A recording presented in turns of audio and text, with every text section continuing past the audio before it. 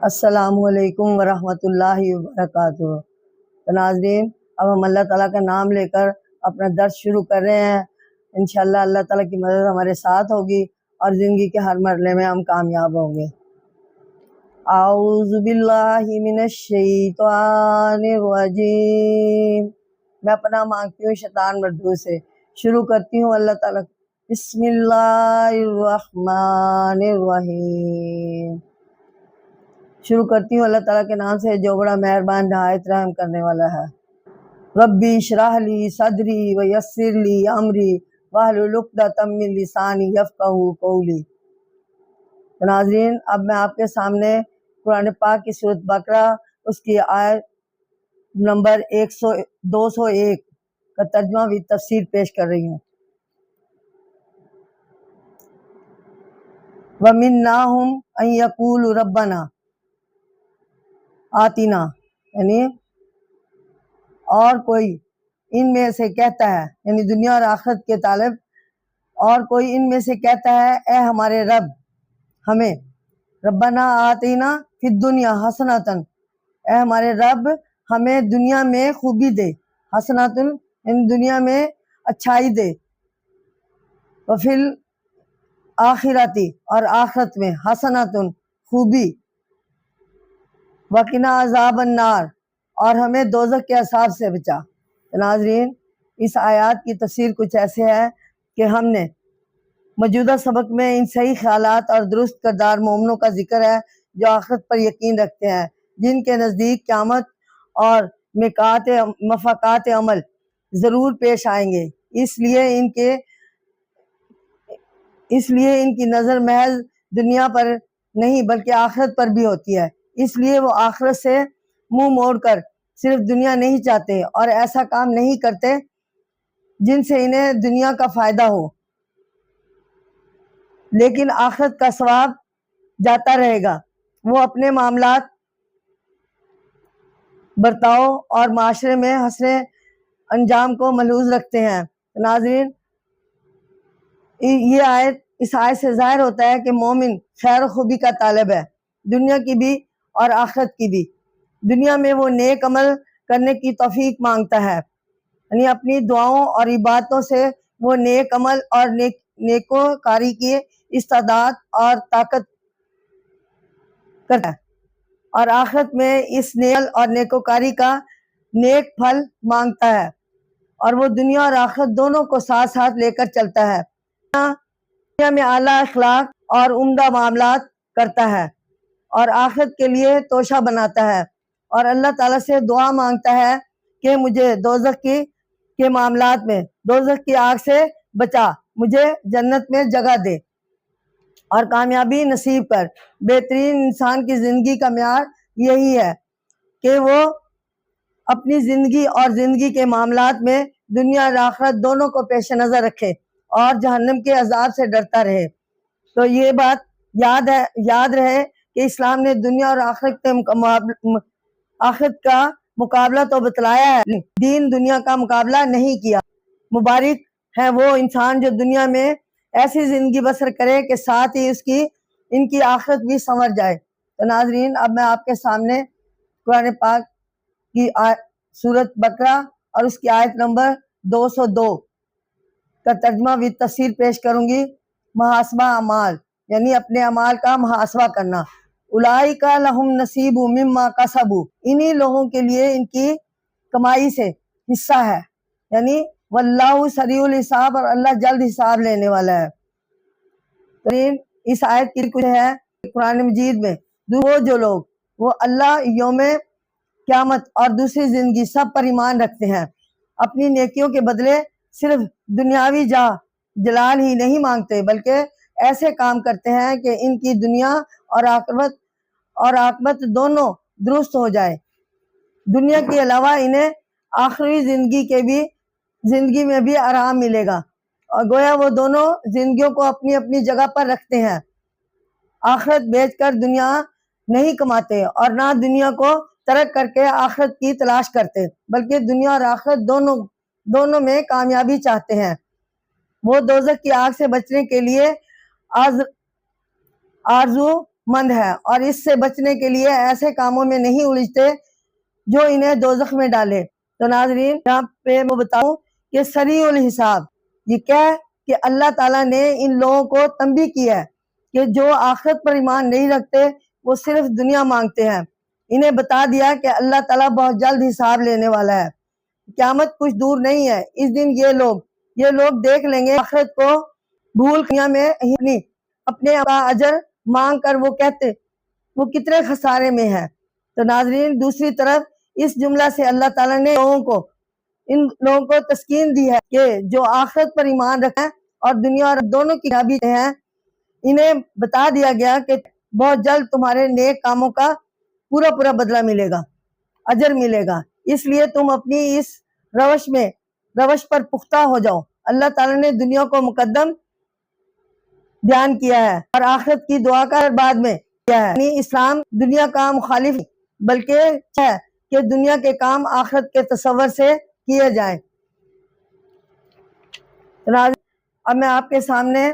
آیت نمبر 203 سورۃ بقرہ کی آیت نمبر 203 کا تفسیر آپ کے سامنے پیش کروں گی، اور انسان کو نیکی کی اصل تقوی ہے۔ تو ناظرین، فمن تعجل فی یومین فلا اسم، پھر جو کوئی وہی 2 ہی دن میں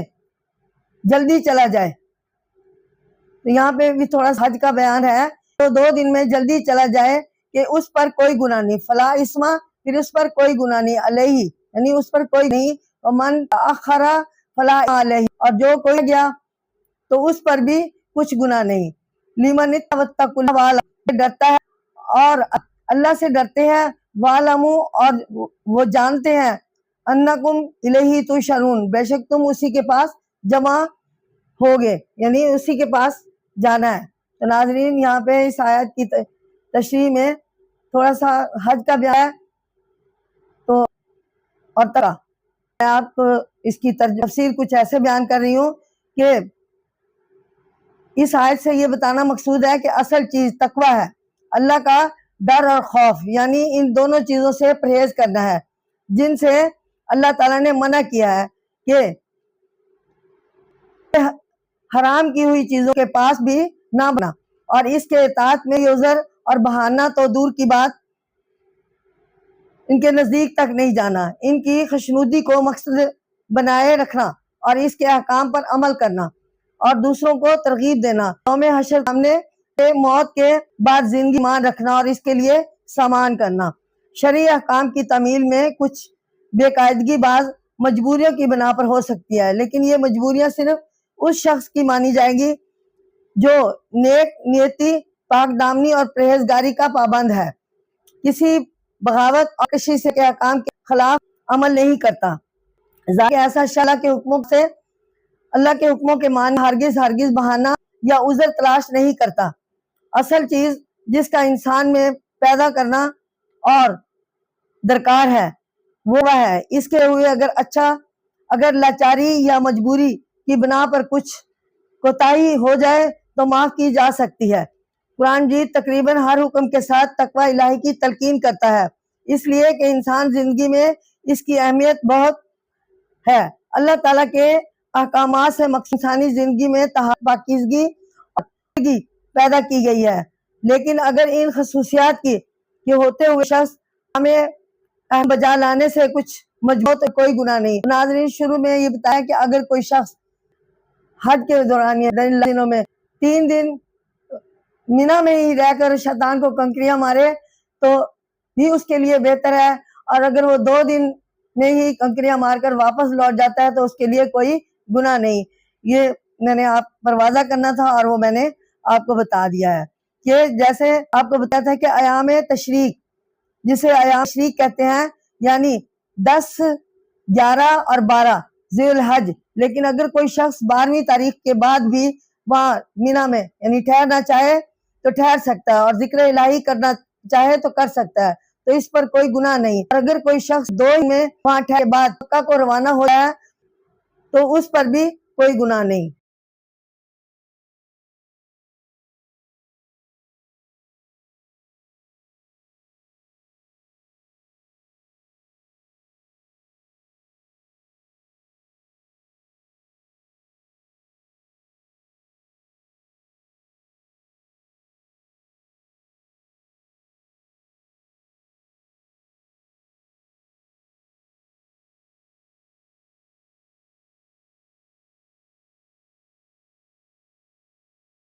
ناظرین اب میں آپ کے سامنے قرآن پاک کی سورۃ بقرہ اس کی آیت نمبر 204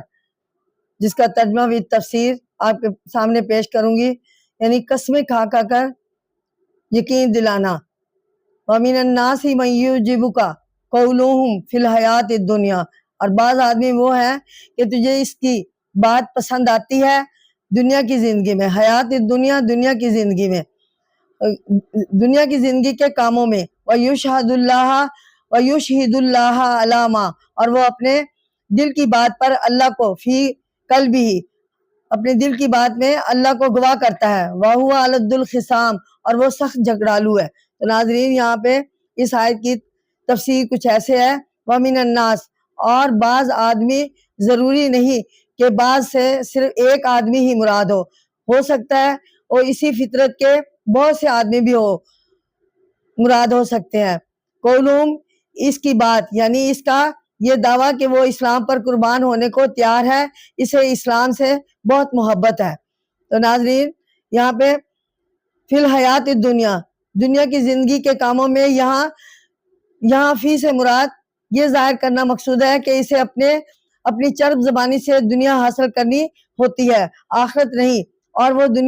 دنیاوی امور کے متعلق ایسی باتیں بناتا ہے گویا اس سے بڑھ کر کوئی عقل مند اور دانا نہیں۔ یشہد اللہ، اللہ کو گواہ کرتا ہے، یعنی اللہ کی قسمیں کھا کھا کر یقین دلانے کی کوشش کرتا ہے کہ قسم کھانے سے مراد یہی ہوتی ہے کہ میں ان کو اپنے اس بیان پر گواہ ٹھہراتا ہوں جس کی میں قسم کھا رہا ہوں۔ تو ناظرین یہاں پہ اس آیت سے بدبخت اور منافقین کا ذکر شروع ہوتا ہے۔ ان کی زبان شیریں معلوم ہوتی ہے، بظاہر باتیں بڑی عقل کی کرتے ہیں لیکن دل سے سخت جھگڑالو اور فتنہ پرور ہوتے ہیں۔ اس آیت کا شان نزول یہ بیان کیا جاتا ہے کہ قبیلہ ثقیف کا ایک شخص انہیں اخنس بن شریک تھا، یعنی وہ ظاہر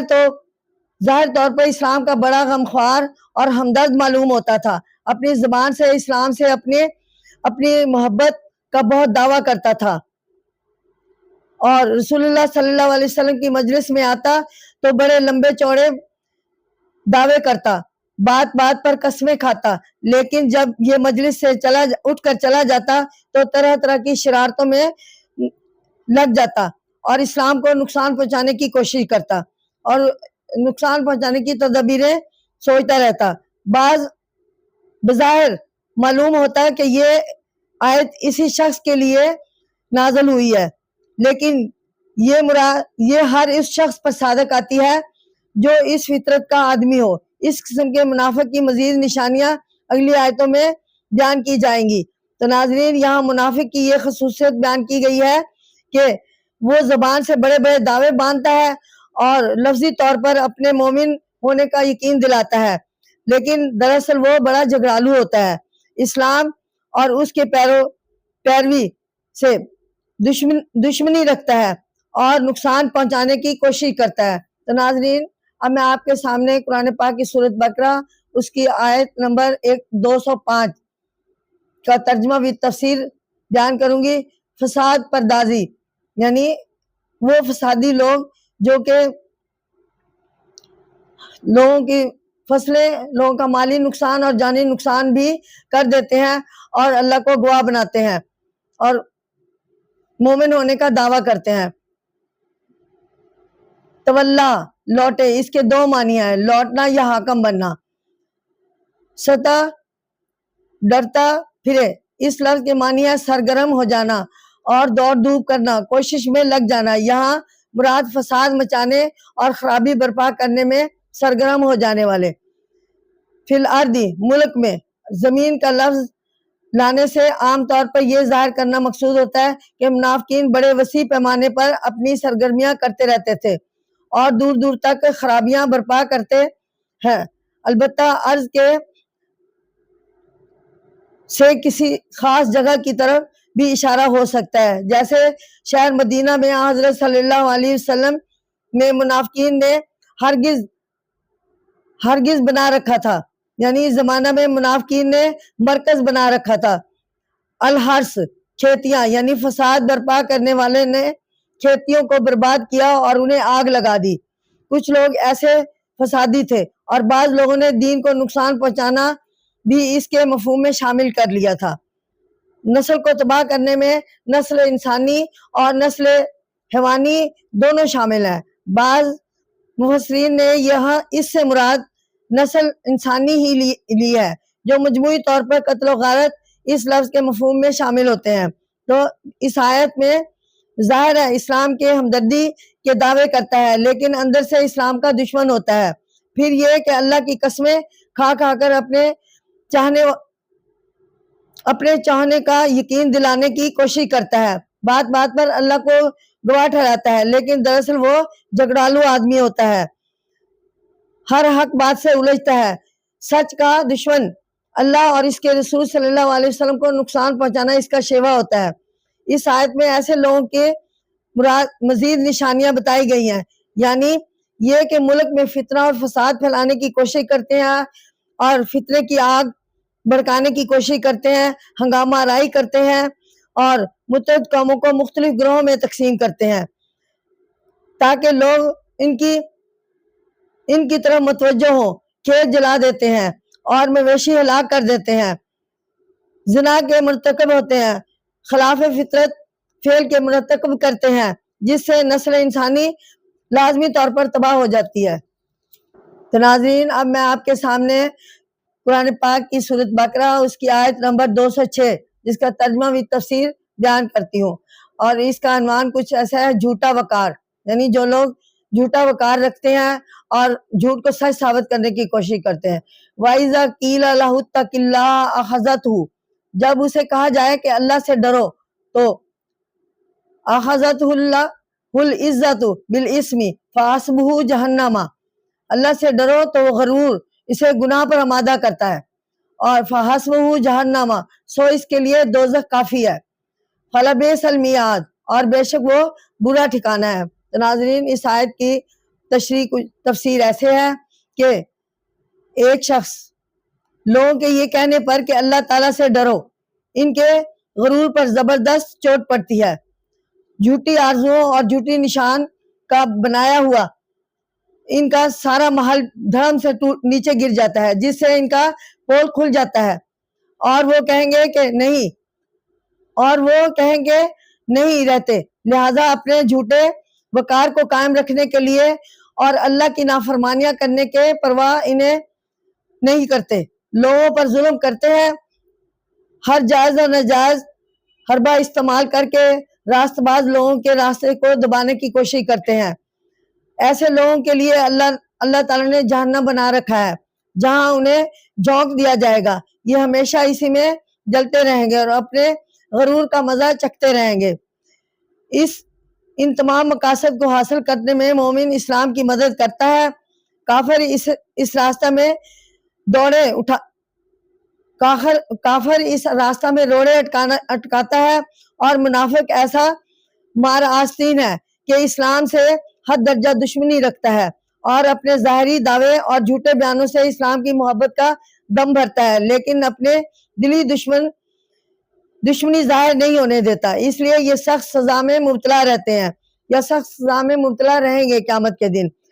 شریعت اسلام کے مقاصد کے حصول میں سب سے بڑی رکاوٹ یہی ہے، منافق ڈالتا ہے، دل کی بات کو ظاہر نہیں کرتا، فتنہ اور فساد میں سرکردہ رہتا ہے، کھیتوں اور جانوروں کو تباہ کر دیتا ہے۔ واقعی جھوٹا وقار اور خود ساختہ عزت کا تصور نصیحت اور عبرت کے راہ میں ایک بڑی رکاوٹ بن جاتی ہے۔ اب میں قرآن پاک کی سورۃ بقرہ اور اس کی آیت نمبر 207 کا ترجمہ و تفسیر بیان کرتی ہوں۔ اللہ کی رضا چاہنے والے یعنی مومن لوگوں کا یہاں بیان کیا گیا ہے۔ وَمِنَ النَّاسِ مَن يَشْرِي نَفْسَهُ ابْتِغَاءَ، اور لوگوں میں ایک شخص وہ ہے جو اپنی جان کو بیچتا ہے مرضات اللہ کی رضا جوئی میں، واللہ رؤوف بالعباد، اور اللہ اپنے بندوں پر مہربان ہے۔ تو ناظرین، اس آیت کی تفسیر کچھ ایسے ہے، اس آیت میں سچے مومنوں کا ذکر ہے جو اپنی جان تک اس مقصد کے لیے قربان کر دیتے ہیں کہ اللہ تعالیٰ اس سے راضی ہو جائے۔ یہ سمجھتے ہیں کہ جس قدر مال و متاع اور زمین اور جانداروں کے جو ان کے قبضے میں ہے سب ان کے اپنے ہیں، جس قدر وہ اور زیادہ حاصل کریں گے وہ بھی ان کا اپنا ہو جائے گا۔ ان کا خیال ہے کہ دنیاوی عزت اور شان و شکوہ ہی انسان کا مقصد ہے، انہیں ہر طریقے سے حاصل کر لینا سب سے بڑی کامیابی ہے۔ حالانکہ لیکن وہ یہ نہیں دیکھتے کہ اول نہ تو وہ خود اپنے اوپر اختیار رکھتے ہیں اور نہ اپنی جائیدادوں پر، جو کچھ ان کے پاس سے ہے یا جو کچھ وہ مزید حاصل کرتے ہیں، سب کچھ کیا دھرا یہاں رہ جائے گا۔ اور کیا یہ ممکن نہیں کہ ان کے بازو ٹوٹ جائیں، قوتیں شل ہو جائیں اور دل و دماغ فیل ہو جائے، پھر یہ مار دھاڑ، لوٹ کسوٹ اور فتنہ فساد کیوں؟ کیا اس زندگی کے لیے جس کا کوئی بھروسہ نہیں؟ کیا اس شان و شوکت کے لیے جس کی کوئی بنیاد نہیں؟ ایک مومن ان باتوں سے آگاہ ہے، وہ سمجھتا ہے کہ اس کی کوئی چیز اپنی نہیں بلکہ اس رب کی ہے جس نے اسے زندگی دی، اس کی پرورش کی اور اسے دنیا کی نعمتوں سے فائدہ اٹھانے کے قابل کیا، اور لہٰذا ہر چیز اللہ تعالیٰ کی ہے اور ہر چیز کے استعمال کا مقصد اللہ تعالیٰ کی خوشنودی ہے۔ اگر اسی کی دی ہوئی چیزوں کو اس کے راستے میں اور اس کی خوشنودی میں حاصل کرنے کے لیے خرچ کیا جائے تو ہمارا کیا جاتا ہے؟ اگر کم ہو جائے گا تو وہ اور دے دے گا، اگر اپنی اکیلی جان جس پر ہمیں کچھ بھی اختیار نہیں اس کی رضا جوئی کے لیے ہے دے دی جائے تو ہمارا کیا کم ہو جائے گا؟ اسی کی دی ہوئی تھی اور جان جسے فنا ہونا ہی تھا اسی کے لیے دے دی، تو اس سے بڑھ کر اس کا مصرف اور کیا ہو سکتا ہے؟ جان دی دینا، یہ شعر ایک ہے کہ جان دی ہوئی اسی کی تھی، حق تو یہ ہے کہ حق ادا نہ ہوا، وہ اپنے بندوں پر بڑا ہی مہربان ہے، انسان کی اس عنایت نوازشوں اور لطف و کرم کا اندازہ نہیں کر سکتا، اس کی نعمتوں کا شمار نہیں کر سکتا، اور کاش انسان کبھی اس حقیقت پر غور کر لیا کرے تاکہ شکر گزاری اور قدردانی اسی کے اندر پیدا ہوتی ہے۔ سامعین، اب میں آپ کے سامنے قرآن پاک کی سورۃ بقرہ اس کی آیت نمبر 208 اس کا ترجمہ و تفسیر آپ کے سامنے ملاحظہ فرماؤں گی، امید ہے غور سے سنیں گے اور ساتھ رہیں گے۔ یا ایھا الذین آمنوا ادخلوا فی السلم، اے ایمان والو اسلام میں پورے ندخلوا فی السلم یعنی اسلام میں پورے داخل ہو جاؤ، کافتن ولا تتبعوا خطوات الشیطان، اور شیطان کے قدموں کی پیروی نہ کرو، انہ لکم عدو مبین، بے شک وہ تمہارا کھلا دشمن ہے۔ تو اس آیت کی تفسیر سامعین کچھ ایسے ہے کہ سلام سے کہ لفظی معنی صلح اور امن کے ہیں، اور یہ لفظ جنگ کے مقابلے میں آتا ہے۔ یہاں مفسرین نے السلم سے مراد اسلام لیا ہے، لغت کے ماہروں نے بھی اس لفظ کے معنی تسلیم کیے ہیں۔ کافہ پورے لفظ کا مادہ کف ہے جس کے معنی ہے روکنا، کافہ سے مراد ہے کہ پورے اسلام میں داخل ہو جاؤ اور ہر طرح سے اسلام کی اطاعت کرو۔ خطوات قدم، نقش قدم یعنی اطاعت و فرما برداری۔ اس آیت میں اللہ تعالیٰ نے اسلام کے احکام کے ساتھ ساتھ دوسرے احکام کی تعمیل کرنے کو روکنے کے لیے یہ آیت نازل فرمائی ہے، اور فرمایا کہ پورے کے پورے مسلمان ہو جاؤ، اور یعنی نہ تو اپنی طرف سے غلط عقائد گھڑو اور نہ سنی سنائی باتوں پر یقین رکھو، بلکہ اور نہ دوسری تعلیمات کی تعمیل کرو، نہ یہ کہ جو بات اچھی نہ لگے یا جو مشکل معلوم ہوئی یا پسند نہ آئی اسے نہ مانا۔ اسلام صرف چند عقیدوں کا نام نہیں، بلکہ یہ صرف چند عبادتوں کا مجموعہ نہیں، بلکہ پوری زندگی کے لیے مکمل اعلیٰ اور عمدہ ترین ضابطہ حیات ہے، زندگی کے ہر شعبہ میں رہنمائی کرتا ہے، انسانی فطرت کے تمام تقاضے پورے کرتا ہے، اس کی کمزوریوں کو مد نظر رکھتا ہوا حکام میں رعایت کرتا ہے، منزل مقصود تک پہنچانے کے لیے صحیح رہنمائی کرتا ہے، دین اور دنیا کی اعلیٰ ترین کامیابی حاصل کرنے کے لیے ہدایت کرتا ہے۔ لہٰذا اسلام کو من دھن پورے کا پورا ماننا ضروری، اخلاق، معاشرے، معیشت، ریاست، غرض زندگی کے ہر شعبے میں اسلام کے قوانین پر چلنا ضروری ہے۔ جو لوگ ایسا نہیں کرتے وہ گویا شیطان کے نقش قدم پر چلتے ہیں، حالانکہ وہ ان کا کھلا دشمن ہے۔ اس سے خیر کی امید رکھنا درجہ حکامت ہے، درجہ حماقت ہے اور نادانی ہے۔ اسلام اور کفر یکجا نہیں ہو سکتے، لہذا یا تو پورے طور پر رحمان کے بندے بن جاؤ اور شیطان کے نقش قدم پر چلنا چھوڑ دو، جن میں گھاٹا ہی گھاٹا ہے اور شیطان ہمارا کھلا دشمن ہے۔ تو ناظرین، اب میں آپ کے سامنے قرآن پاک کی سورۃ بقرہ اس کی آیات نمبر 209 جس کا عنوان ہے دانستہ غلطی نہ کرنا، یعنی اس عنوان کے تحت یہ آیات قرآن پاک کی ہے۔ وَإِن زَلَلْتُم مِّن بَعْدِ مَا جَاءَتْكُمْ، اللہ تعالیٰ نے فرمایا کہ پھر اگر تم پھسلنے لگو، یعنی اپنے ایمان سے پیچھے ہٹنے لگو اس کے بعد کہ تمہیں پہنچ چکے، یعنی مِن بَعْدِ مَا جَاءَتْكُمْ یعنی تمہارے پاس پہنچے البینات، یعنی اللہ تعالیٰ کی کھلی نشانیاں۔ فَاعْلَمُوا أَنَّ اللَّهَ عَزِيزٌ، تو جان رکھو بے شک اللہ زبردست حکیم یعنی حکمت والا ہے۔ تو ناظرین، ان آیات کی تفسیر کچھ ایسے ہے کہ زللتم پھسلنے لگو، یہ لفظ ذلت سے ہے جس کے معنی پھسل جانا، ڈگمگانا اور پھسلنا، یہ بھی بے اختیاری میں بھی ہوتا ہے، اس لیے اس سے یہ بھی مراد لیا جاتا ہے کہ بھول کر بہک جانا بھی گناہ کا باعث ہو سکتا ہے، اس لیے اس سے توبہ کرنی چاہیے۔ تو ناظرین، حکیم، حکمت یعنی آیت کی رعایت سے یہ معنی ہوں گے کہ ایسی ہستی جو ہمیشہ مناسب وقت پر ہی سزا دیتی ہے اور اس سزا دینے میں بہت بڑی مصلحت پوشیدہ ہوتی ہے، اس لیے کہ وہ حکمت والا ہے۔ یعنی انسان کی یہ بڑی خوش قسمتی ہے کہ اللہ تعالیٰ نے کمال رحمت اور شفقت سے کام لے کر اس کی ہدایت کے لیے انبیاء کا سلسلہ قائم کیا، اسے سیدھی راہ دکھانے اور کامیابیوں سے ہمکنار کرنے کے لیے اللہ تعالیٰ وقتاً فوقتاً مختلف قوموں میں اپنے برگزیدہ نبی پیغمبر بھیجتے رہے۔ یہ رسول بھولے ہوئے انسانوں کو راہ حق دکھاتے رہے اور بہکے ہوئوں کو جھنجھوڑے سے یا بھنور سے نکالتے رہے، ان کے اخلاق سنوارتے رہے اور گندگیوں سے پاک کرتے رہے، لیکن تاریخ عالم بتاتی ہے کہ یہ بدقسمت لوگوں نے ان سے رد گردانی کی، یعنی کبھی انہیں جلا وطن کیا، کبھی انہیں قتل کر دیا اور ان سے اس طرح کا سلوک کر کے انہوں نے اپنے لیے خود گڑھا کھودا، کبھی شہید کرنے کی انہیں دھمکیاں دی اور کبھی انہیں جلا وطن کر دیا۔ آخر میں اللہ تعالیٰ نے بنی آخر الزمان حضرت محمد مصطفیٰ صلی اللہ علیہ وآلہ وسلم کو بھیجا۔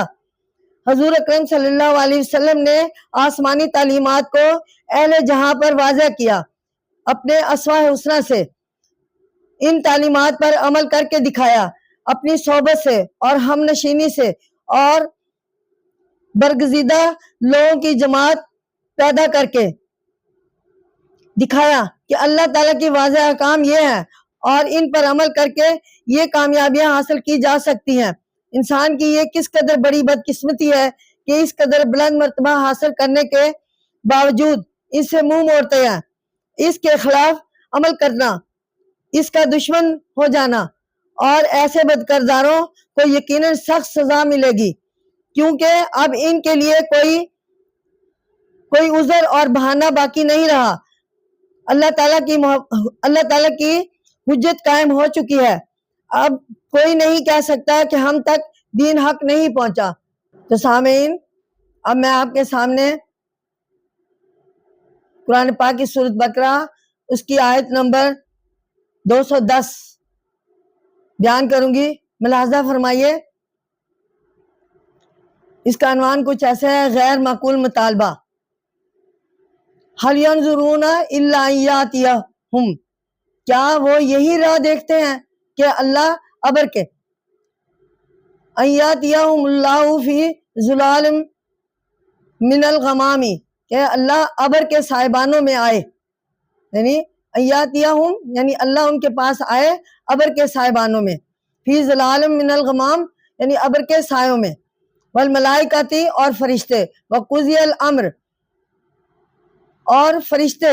आए और किस्सा तय हो जाए, व कुज़ियल अम्र यानी किस्सा तय हो जाए, इलल्लाहि तुरजुल उमूर, और अल्लाह ही की तरफ लौट कर जाना है, सब काम अल्लाह ताला ही की तरफ लौटाए जाएंगे और अल्लाह ताला इन अमाल के बदले हमें अजर देगा, यानी जैसा काम होगा वैसा ही हमें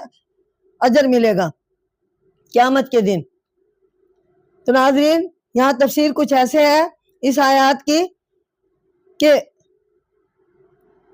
इंसान सच और झूठ, नेक और बद, इंसाफ और जुल्म में तमीज कर सकते हैं। जो अक्लमंद हो और फहम की कुव्वत रखते हो। इन कुव्वतों के अलावा अल्लाह ताला ने इंसान की हिदायत के लिए अंबिया कराम भेजे और इनकी सदाकत को साबित करने के लिए मुख्तलिफ निशानियां भेजी, ताकि इंसान इन निशानियों को देखकर पैगंबरों पर ईमान लाए और उनकी तालीमात पर गौर करे और अल्लाह ताला तक पहुंचने का रास्ता अख्तियार करे। अल्लाह ताला की निशानियों में अव्वल वो निशानियां हैं जो गोया खुद मुंह से बोलती हैं, मसलन कायनात की तख्लीक, इसका इंतज़ाम, इसका इर्तिका, फिर इंसान की ज़रूरियात और इनकी तस्कीन का सामान। ये सब चीज़ें बताती हैं कि इनका बनाने वाला ज़रूर कोई है जो कादिर मुतलिक है, हकीम और दाना है, हाजिर और नाज़िर है, रहीम और शफीक है। तो नाज़रीन, दूसरी दो निशानियां जो हमें रसूल अकरम सल्लल्लाहु अलैहि वसल्लम के जरिए से पहुंची है, मसलन आपका जाती कामल नमूना, आपका बेदाग किरदार, आपका हस्न अखलाक और आपके मौजज़ात वगैरह। इन दोनों किस्म की निशानियों को देखने के बाद इंसान की अकल और इस बात का तकाजा करती है कि अल्लाह ताला पर ईमान लाना चाहिए जो तमाम जहानों का खालिक है और सबकी तरबियत करने वाला है। अगर कोई आदमी या गिरोह इससे मुंह मोड़ता है तो गोया वो इस बात का इंतजार कर रहा है कि अल्लाह ताला खुद फरिश्तों के लश्कर के साथ इनके सामने आए। ये आयत अभी हमें यही कुछ बता रही है, जाकुम फी ज़लालिम मिनल गमामी, यानी कि अल्लाह ताला खुद फरिश्तों के लश्कर के साथ उनके सामने आए और बताए कि ये मेरा हुक्म है, इसे मानो। इस किस्म का इंतजार ऐसे लोगों की बर्बादी और तबाही है पर जाकर खत्म होता है, इसलिए कि ना ऐसा कभी हुआ है और ना कभी होगा। अल्लाह ताला ने अकल और बसीरत दी है, इसके बाद अपनी निशानियां भेज दी। अब इन पर यकीन करना इंसान पर फर्ज हो गया है और अगर कोई शख्स इन निशानियों पर गौर करे और ना अकल व फहम से काम ले तो यकीनन हलाक होगा, क्योंकि इसके ईमान ना लाने की कोई और वजह बाकी नहीं रह गई। फिर इन सब को अल्लाह के हुजूर में जमा होना है, यानी जो अल्लाह ताला ने वादा किया है क़यामत के दिन का, तो अल्लाह ताला के हुजूर सब लोग जमा होंगे, क्योंकि जो जितने भी नबी हैं सब ने यही बताया है कि इंसान को जो दुनिया में अमल किया है वो उनके बदले अल्लाह ताला उनको अजर और सवाब देंगे और उनका मुआवजा दिया जाएगा, क्योंकि सब कामों का मदरासी अल्लाह पर है और वही इनका फैसला फरमाएगा। तो नाज़रीन, अब हमने आपके सामने अपना दर्स मुकम्मल कर लिया है और इंशाअल्लाह आइंदा आपके सामने मजीद आयात का तर्जुमा व तफसीर पेश करेंगे। साथ रहिए, अपनी दुआ में याद रखिए। अस्सलामु अलैकुम, अल्लाह हाफिज़।